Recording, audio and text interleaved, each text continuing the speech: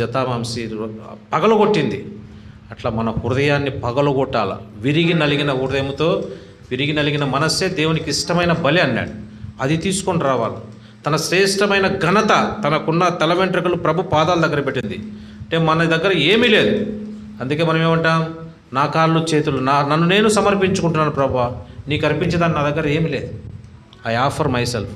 ఆయన తన సొంత కుమారుని అనుగ్రహించేదానికి ఏమాత్రం వెనుక తీయలే. రోమా 8:32 తన సొంత కుమారుని అనుగ్రహించేదానికి ఏమాత్రం వెనుక తీయలే.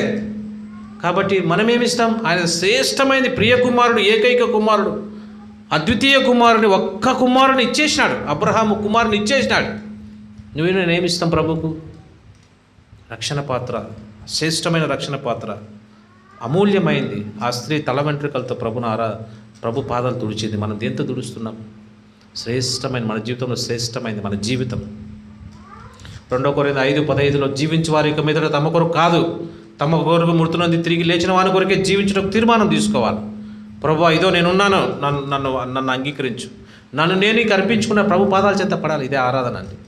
కాబట్టి ఆమె ఏం చేసింది? అభిషేకించింది. యేసు ప్రభు అభిషేకిందంటే తన జీవితానికి ఆయన రాజుగా చేసుకున్నది. నీ జీవితానికి రాజుగా ఉన్నాడు ఆయన? నీ జీవితాన్ని పరిపాలన చేస్తున్నాడా? ఎవరున్నారు రాజుగా?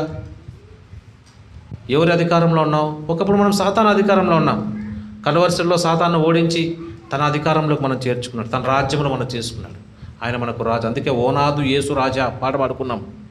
ఆయన మనకు యేసు రాజు. ఆయన మహిమగల రాజు, సత్యమునకు రాజు, నీతికి రాజు, సమాధానమునకు రాజు, సదాకాలము రాజు అని 1 తిమోతి 1:18 సదాకాలము రాజు, సర్వకాల యుగంలో రాజు ఆయన.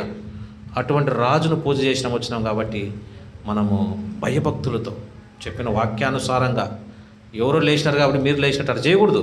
ఆరాధన అనేది దేవుడు మీతో ఏం మాట్లాడితే అదే చేయాలి. వాక్య ప్రకారం ఆరాధన చేయాలి.